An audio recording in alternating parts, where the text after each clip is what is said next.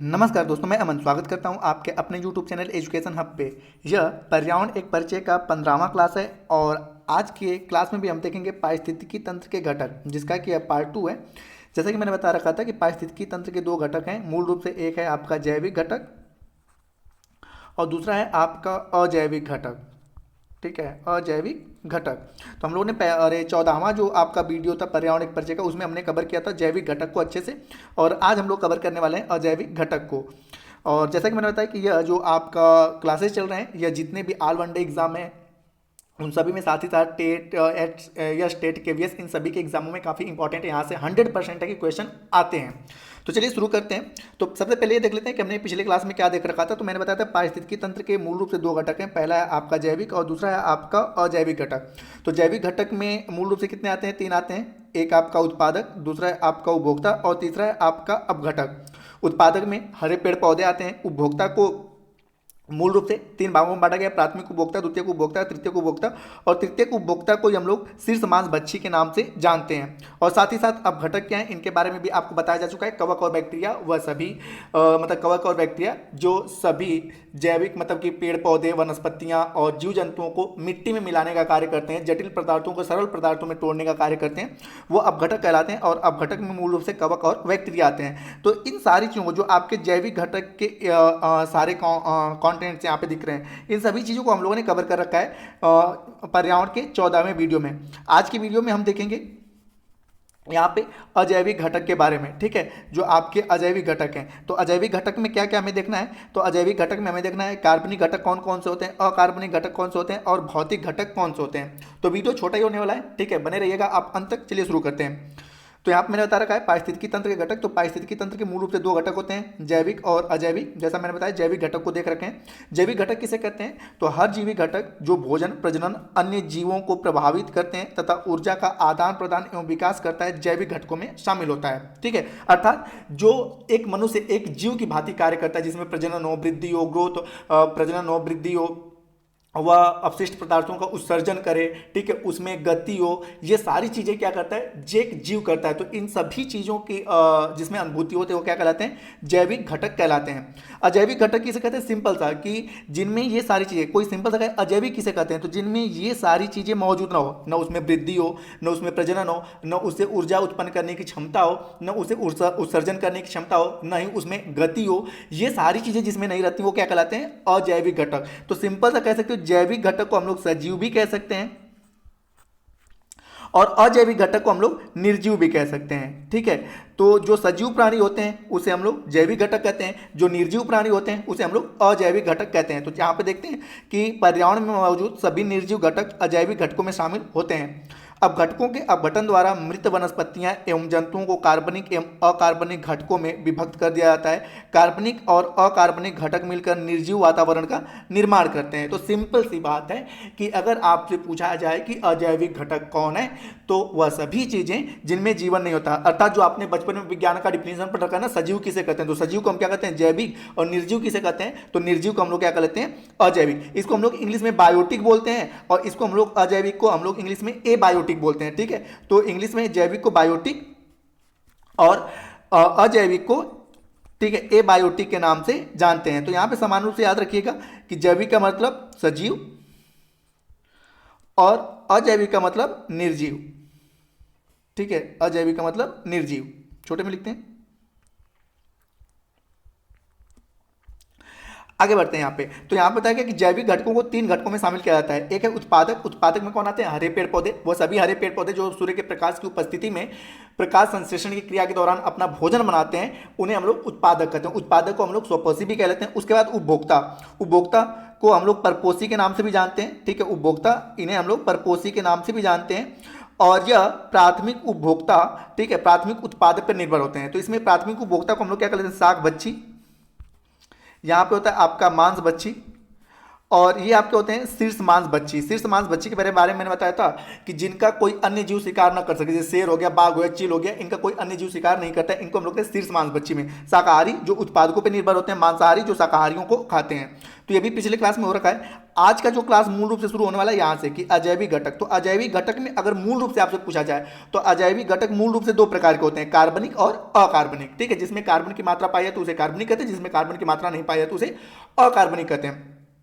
तो लेकिन यहां पे हम तीन चीजों को देखेंगे। तो मूल रूप से अगर आपसे पूछेगा तो अजैविक घटक कितने प्रकार के होते हैं? तीन प्रकार के। ठीक है, ऐसे समान रूप से अजैविक घटक कितने प्रकार के होते हैं? तीन प्रकार के। ठीक है, और मूल रूप से आपके कितने प्रकार के होते हैं? दो प्रकार के। कौन कौन?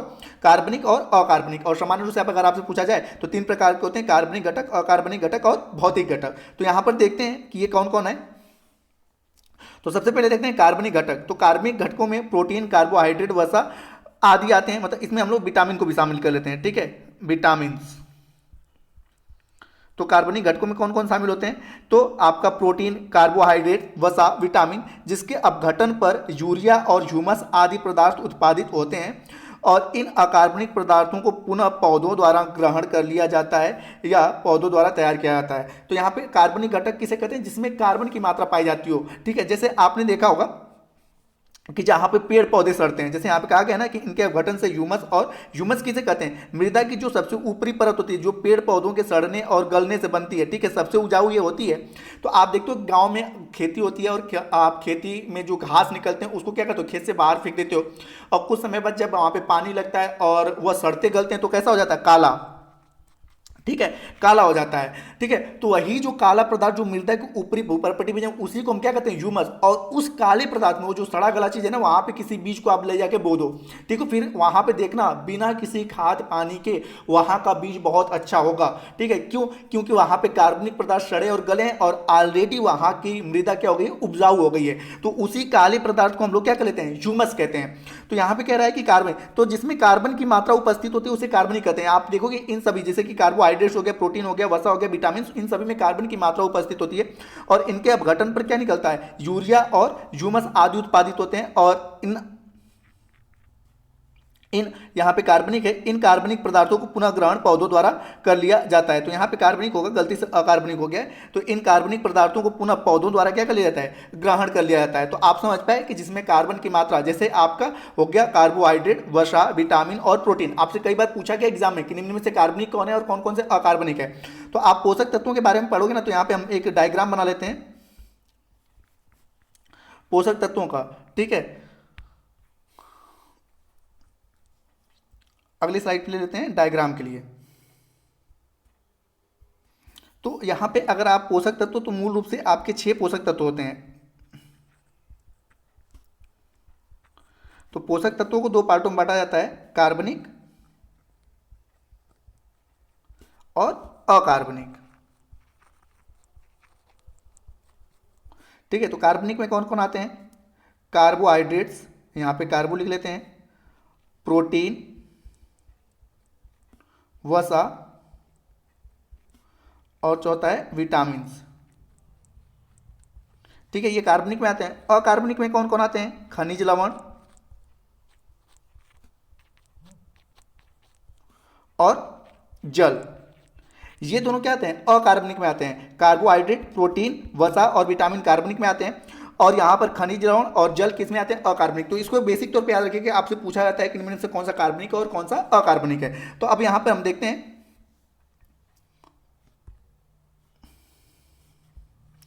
तो यहां पर हम देखते हैं कि अकार्बनिक घटक, तो इसमें मृदा जल में पाए जाने वाले खनिज लवण, कैल्शियम, सल्फर, फास्फोरेट, पोटेशियम, मैग्नीशियम आदि आते हैं। जैसे मैंने बताया ना कि खनिज लवण में ये क्या है? कैल्शियम। ठीक है, सल्फर क्या है? खनिज लवण है। फास्फेट क्या है? खनिज लवण है। पोटेशियम क्या है? खनिज लवण है। और यह मूलतः किस में पाए जाएंगे? या तो मृदा में पाए जाएंगे या तो जल में पाए जाएंगे। साथ ही वातावरण में व्याप्त गैसें जैसे ऑक्सीजन, कार्बन, कार्बन डाइऑक्साइड, ठीक है, अमोनिया, नाइट्रोजन आदि को हम क्या कहते हैं? अकार्बनिक घटक कहते हैं। तो इसमें से ये भी पूछा जाता है निम्न में से कौन सा कार्बनिक है और निम्न में से कौन सा अकार्बनिक है।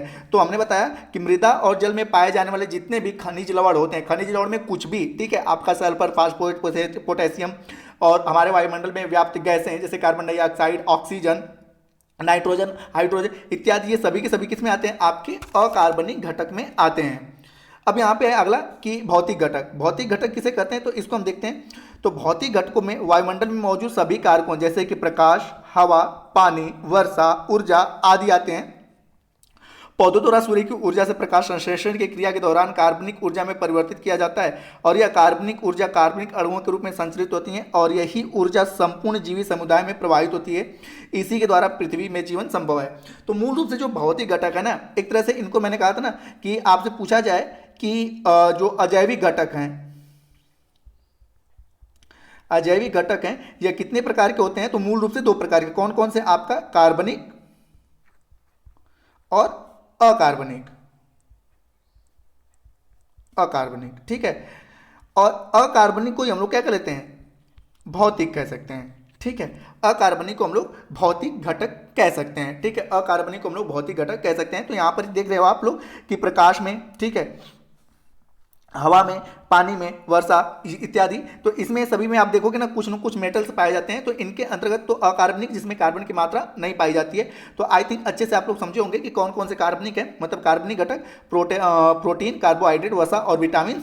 उसके अलावा मृदा और जल में जो व्याप्त आपके खनिज लवण पाए जाते हैं जैसे कैल्शियम, फास्फोरस, पोटेशियम और साथ ही साथ oxygen, carbon, carbon dioxide, ammonia, nitrogen, ये सभी के सभी अकार्बनिक घटकों में आते हैं। और इन्हीं अकार्बनिक घटकों का व्यापक रूप में क्या आता है? आपका भौतिक घटक। तो आज की क्लास में हम लोगों ने देखा, ठीक है, कि पारिस्थितिकी तंत्र के अजैविक घटक। उम्मीद करता हूं कि आपको यह वीडियो पसंद आया हो। फिर यहाँ पे एक परितंत्र का है, ठीक है, जिसको पिछले क्लास में मैंने एक डायग्राम लिया था कि प्राथमिक उपभोक्ता, इनको कौन खाएंगे? प्राथमिक उपभोक्ता, फिर द्वितीयक उपभोक्ता, तृतीयक उपभोक्ता, उसके बाद इन्हें शीर्ष मांसभाची खाएंगे और शीर्ष मांसभक्षु कौन खाएगा? अपघटक। अपघटक में कौन आएंगे? कवक और बैक्टीरिया, ठीक है। और ये इनको मिट्टी में मिला देते हैं, मिट्टी से पुनः पोषक तत्वों की प्राप्ति करते हैं और यह चक्र चलता रहता है। तो ये आपका एक पारिस्थितिकी तंत्र है। तो दोस्तों वीडियो पसंद आया हो तो वीडियो को लाइक करें, कमेंट करें तथा अपने दोस्तों के साथ शेयर करें और चैनल पर नए हैं तो चैनल को सब्सक्राइब अवश्य करें। एवं इस पीडीएफ को प्राप्त करने के लिए आप हमारे टेलीग्राम से जुड़ सकते हैं जिसका लिंक वीडियो के डिस्क्रिप्शन में दिया हुआ है। तो वीडियो के अंत तक बने रहने के लिए धन्यवाद। मिलते हैं जल्दी नेक्स्ट वीडियो में।